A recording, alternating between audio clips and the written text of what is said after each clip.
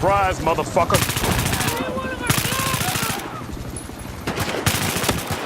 Looks like we just lost objective Charlie.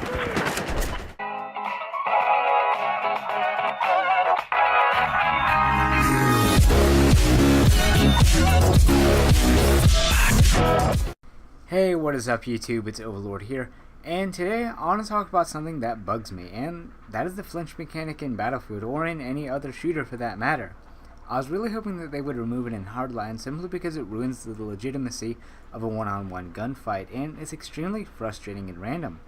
If in a one-on-one gunfight, I don't want an opponent to win or lose based on an arbitrary reason such as an RNG-based flinch mechanic. I want to win or lose a gunfight because one of us was the better player, or because one of us had better positioning compared to the other player, like a height advantage for example. I can't tell you how many times I've both won and lost a gunfight because of the RNG flinch system. It's kind of ridiculous how bad it is in Battlefield. With high rate of fire weapons like the AEK or the FAMAS or any other automatic weapon for that matter, it's bad enough because generally you have to deal with the recoil of the weapon, plus your character flinging his gun around every time he gets hit, on top of the accuracy debuff that suppression has. Now, I personally find it to be worse on snipers over DMRs because their time to kill and rate of fire is so low compared to automatic weapons, and that one bullet that they either hit or miss could mean the difference between whether they live or die. The flinch mechanic serves really no purpose other than to be an annoyance. Some people argue that the flinch mechanic is there to punish you for making a mistake and getting spotted out in the open, but I personally disagree. That is the suppression's job because it gives you an accuracy debuff, and now it also makes it to where you can't heal yourself.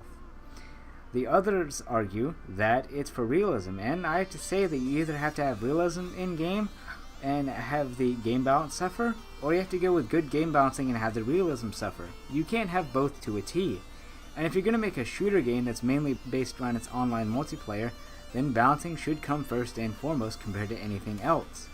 I personally believe that the flinch mechanic should be removed from the next Battlefield in favor of better balancing, because the game is supposed to be more infantry oriented compared to the other Battlefield games. And the last thing that you need is for your game to be based on randomness.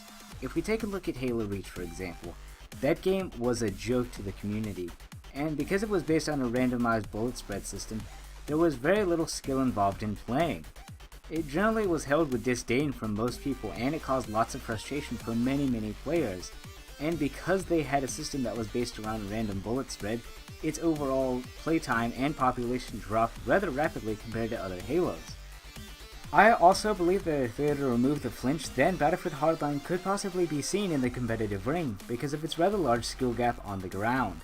In comparison to other Twitch shooters, if the one-on-one gunfights are even and there is no RNG system cutting in, then the game will be based around positioning, accuracy, being able to control recoil, and knowing your weapon's bullet drop and being able to compensate for it. Taking away the flinch mechanic adds a lot of positive things to Battlefield, and there really isn't anything that fundamentally changes in the game on a large scale by keeping flinch in. I want to know what you guys think about the flinch system in Battlefield, and if you think it should be added in Hardline or not. Anyway, you guys, this is Overlord signing out, and I will see you guys next time.